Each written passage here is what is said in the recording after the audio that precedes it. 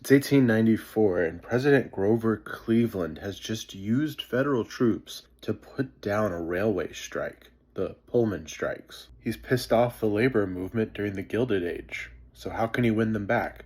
Perhaps by declaring a holiday for them nationwide. And he actually had a choice between two different Labor Days. One of them was more mainstream, involving picnics and parades, speeches. It's already kind of going on in 30 different states. The other option, May Day, was considered more radical as it had to do with the likely false conviction of 8 anarchists in a previous labor dispute. So, of course, this being the Gilded Age, Grover Cleveland went with the far more sterile version, the one with the picnics and parades the first week of September.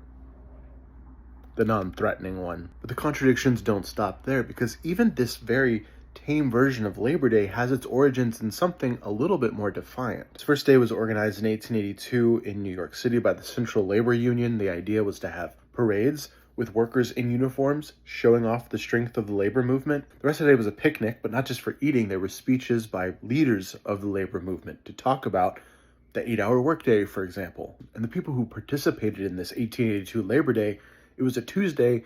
They had to basically go on strike. They had to take the day off, presumably without permission. So even the tame Labor Day is more radical than we give it credit for. But of course, today, Labor Day is the furthest thing from radical you can possibly imagine. It's a day for car sales, mattress sales, back to school sales. And you know who doesn't have the day off on Labor Day? Some of the laborers in our society who need the day off the most. The service industry, people who are gig workers, people who are in restaurants, people who are in retail. This one Labor Day a year is ironically, for a huge segment of the workforce, one of the busiest and most stressful work days that they will have. But even if we did give them the day off, that wouldn't really hit the spirit of the holiday, because the day is about looking to the labor movement, looking at the workers, celebrating the workers by watching them in their parade. It's like a reversal where instead of them giving us their services for the day, we give them our attention. So we already took a day that was less radical than its alternative, and then we made it even less radical, and then we made it into an irony day where the working class actually has to do more.